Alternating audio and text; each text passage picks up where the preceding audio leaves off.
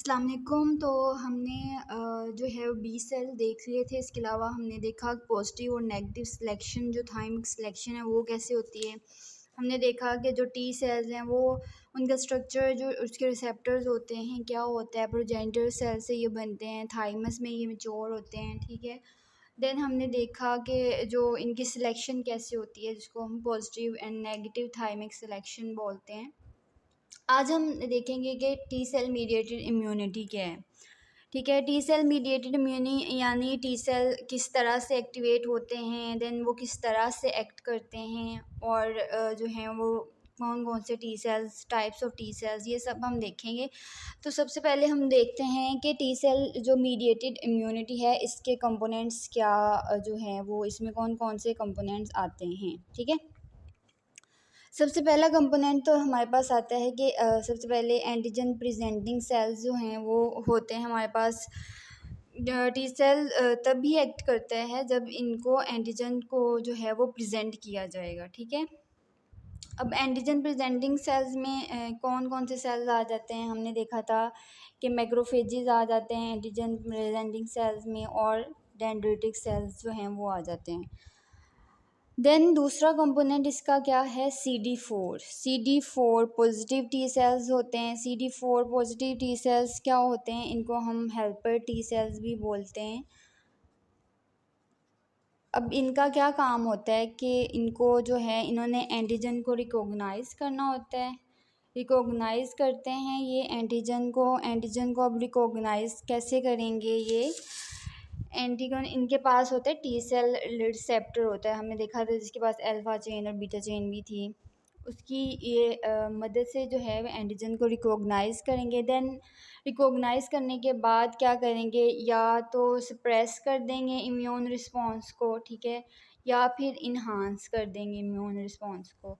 Enhance कैसे कर सकते हैं, by means of cytokines release करवा के ये इम्यून रिस्पॉन्स को इन्हांस कर सकते हैं। ये हो गए हमारे पास टू कंपोनेंट्स। थर्ड कंपोनेंट क्या आता है, थर्ड कंपोनेंट जो है टी सेल मीडिएटेड इम्यूनिटी का वो है CD8 पॉजिटिव टी सेल। ठीक है, CD8 पॉजिटिव टी सेल को हम क्या दूसरा नाम इनका है साइटोटॉक्सिक टी सेल। ठीक है, साइटोटॉक्सिक टी सेल क्यों कहा जाता है, क्योंकि इनका फंक्शन भी यही होता है कि इन्होंने भी रिकॉग्नाइज करना होता है एंटीजन को और देन क्या करते हैं ये किल कर देते हैं सेल को। इस वजह से इनको साइटोटॉक्सिक कहते हैं। किल कर देते हैं इन्फेक्टेड जो होता है सेल उसको। अब फोर्थ कंपोनेंट इसमें क्या आता है, इसमें फोर्थ कंपोनेंट जो है वो होता है हमारे पास natural killer cells. Natural killer cells मैंने आपको पिछली वीडियो में भी बताया है ये कौन से सेल होते हैं। इनको किसी की ज़रूरत नहीं होती एक्टिवेट होने के लिए, ये अपने इनेट रिसेप्टर्स इनके पास जो होते हैं उसकी हेल्प से रिकॉग्नाइज करते हैं इन्फेक्टेड सेल को और देन उस इन्फेक्टेड सेल को ये किल कर देते हैं। ठीक है, हमने देखा था इनके पास कोई मेमोरी जो है वो रिस्पॉन्स नहीं होता है इनके पास। नेक्स्ट हम देखते हैं कि टी सेल जो हैं वो एक्टिवेट कैसे होते हैं। ठीक है, टी सेल जो है वो रिसेप्टर सिग्नलिंग कैसे होती है, टी सेल रिसेप्टर सिग्नलिंग। अब टी सेल जो है वो एंटीजन को रिकॉग्नाइज कब करता है, जब वो in the form of polypeptide हो। पॉलीपेप्टाइड की फॉर्म में एंटीजन होगी तभी टी सेल जो है वो उसको रिकॉग्नाइज करेगा। अब जो है पॉलीपेप्टाइड, इस पॉलीपेप्टाइड को रिकॉग्नाइज करने के लिए भी हमारे पास प्रोटीन्स होती हैं जिसको हम बोलते हैं MHC प्रोटीन्स। MHC जो है वो प्रोटीन इस पॉलीपेप्टाइड को रिकॉग्नाइज करने में हमारे पास हेल्पफुल होती हैं। अब वो पेप्टाइड जो कि टी सेल रिसेप्टर के साथ बाइंड करता है उसको हम यहाँ पे एक टर्म लिखी हुई है कोग्नेट पेप्टाइड की। ठीक है, अब कोग्नेट पेप्टाइड क्या होता है, वो पेप्टाइड जो टी सेल लाइक रिसेप्टर के साथ बाइंड किया होता है उसको हम बोलते हैं कोग्नेट पेप्टाइड या कोग्नेट एंटीजन। ठीक है, ये टर्म आपने याद रखनी है। पॉलीपेप्टाइड था हमारे पास एंटीजन। अब इस एंटीजन को भी जो है रिकॉग्नाइज करने के लिए इसके साथ बाइंड करने के लिए MHC प्रोटीन्स होती हैं। MHC प्रोटीन क्या करेंगी, इस पॉलीपेप्टाइड के साथ बाइंड करेंगी और इसको प्रेजेंट करेंगी टी सेल रिसेप्टर के साथ। अब वो टी सेल रिसेप्टर जो इस पेप्टाइड के साथ बाइंड है उसको हम कोग्नेट पेप्टाइड बोलते हैं। अब क्या होता है, जो CD4 पॉजिटिव जो टी सेल्स होते हैं वो MSC2 जो है प्रोटीन उससे रिकॉग्नाइज करते हैं एंटीजन को, और जो CD8 होते हैं, CD8 पॉजिटिव, वो MHC1 जो क्लास होती है उससे रिकॉग्नाइज करते हैं एंटीजन को। तो ये हमारे पास आता है रूल ऑफ 8। रूल ऑफ 8 क्या है कि CD4 ने हमेशा MSC2 ने इसको एंटीजन प्रेजेंट करनी है और CD8 को MSC1 ने प्रेजेंट करनी है। अब 8 को मल्टीप्लाई अगर 1 से तो 8 आता है, अगर 2 को हम 4 से करें तो भी हमारे पास 8 आता है। तो ये हमारे पास क्या है, रूल ऑफ 8।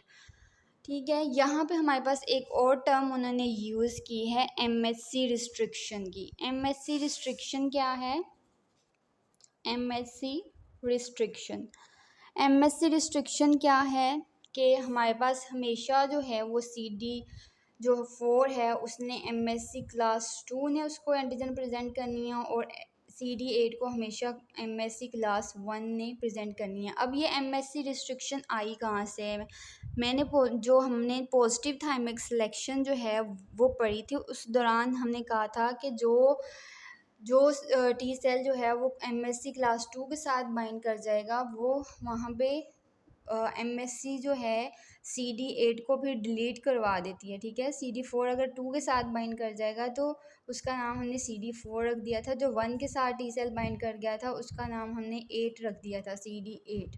ठीक है, ये रिस्ट्रिक्शन वहाँ से आई है जब हमने पॉजिटिव थाइमिक सिलेक्शन जो है वो पढ़ी थी।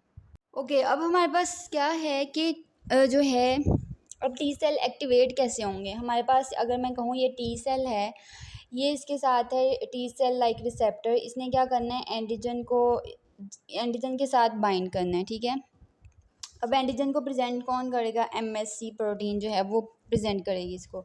अब यहाँ पे एक CD4 अगर फॉर एग्जांपल CD4 प्रोटीन भी है इसके साथ, तो MSC जो है वो इसके साथ भी बाइंड करेगी।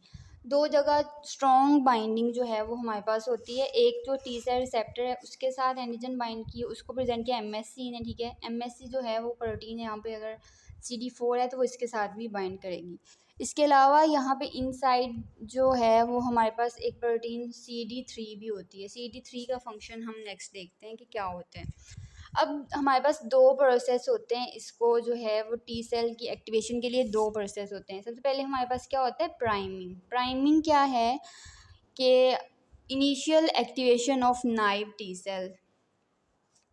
प्राइमिंग क्या है, initial activation of naive T cell. Naive T cell मैंने पिछली वीडियो में भी बताया कि नाइव टी सेल क्या होते हैं, वो टी सेल जो हमारे पास थाइमस में मेच्योर होके निकलते हैं उनको हम नाइव टी सेल बोलते हैं।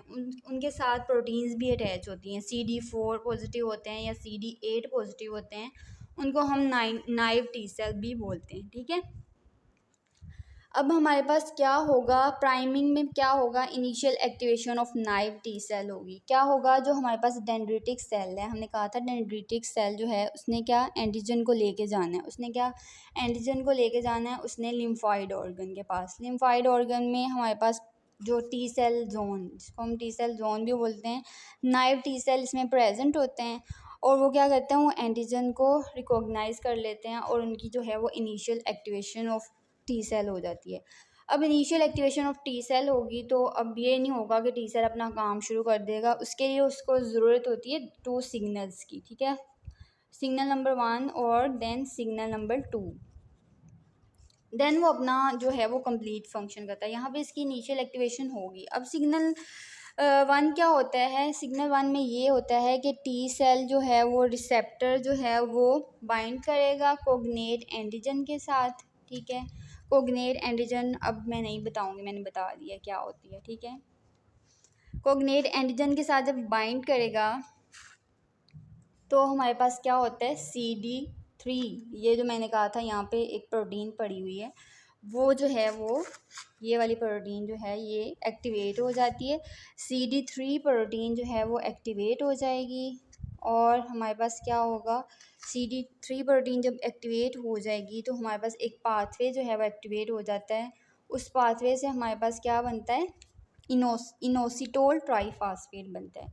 इनोसिटोल ट्राईफास्फेट, ये पाथवे आपने अगर कंप्लीट करना हो तो आप बुक से देख लीजिएगा। मैंने वैसे ऐसे ही याद किया था कि पाथवे एक्टिवेट हो जाता है तो नोसिटोल ट्राइफास्फेट बना देता है। अब नोसिटोल ट्राइफास्फेट क्या करता है, ये क्या करता है, ये जो कैल्शियम चैनल होते हैं उसको ओपन करवा देता है। अब कैल्शियम चैनल ओपन हो गए, कैल्शियम चैनल क्या होगा, कैल्शियम जो है वो इनसाइड मूव करेगी। अब कैल्शियम जो है वो क्या करेगी, एक प्रोटीन होती है उसको एक्टिवेट करवा देगी जिसको हम बोलते हैं कैल्सीन्यूरिन प्रोटीन। ठीक है, कैल्सीन्यूरिन प्रोटीन को जो एक्टिवेट करवा देगी, फिर क्या होगा, कैल्सीन्यूरिन जो है ये न्यूक्लियस के पास जाएगी।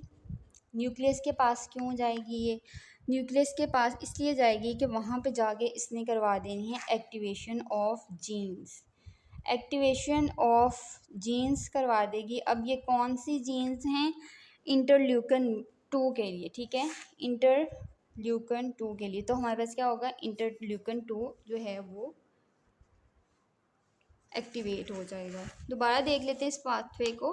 ठीक है, सबसे पहले हमारे पास क्या होगा, प्राइमिंग होगी। प्राइमिंग में क्या होगा, initial activation of naive T cell. Naive T cell कौन से हैं, जो मेच्योर टी सेल हैं, जो थाइमस से हमारे पास मेच्योर होके निकले हैं, जिनके पास CD4 भी है, CD8 भी है।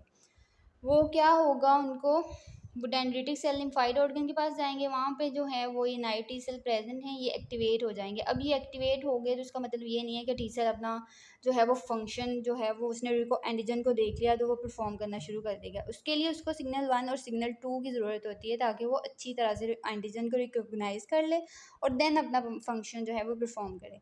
सिग्नल 1 में क्या होता है कि जो टी सेल रिसेप्टर है वो कोग्नेट एंटीजन के साथ बाइंड किया हुआ है। ठीक है, उसने क्या करना है, CD3 प्रोटीन को एक्टिवेट कर देना है। ठीक है, CD3 प्रोटीन एक पाथवे को एक्टिवेट करती है जिसका जो प्रोडक्ट है इनोसिटोल ट्राइफास्फेट बनता है। वो क्या करता है, कैल्शियम चैनल को एक्टिवेट कर देता है। कैल्शियम इनसाइड आती है, वो कैल्सीन्यूरिन को एक्टिवेट कर देती है। कैल्सीन्यूरिन न्यूक्लियस में जाती है, न्यूक्लियस में हमारे पास जीन्स होते हैं, उन जीन्स की एक्टिवेशन करवा देती है और इंटरल्यूकन 2 जो है वो हमारे पास बन जाता है।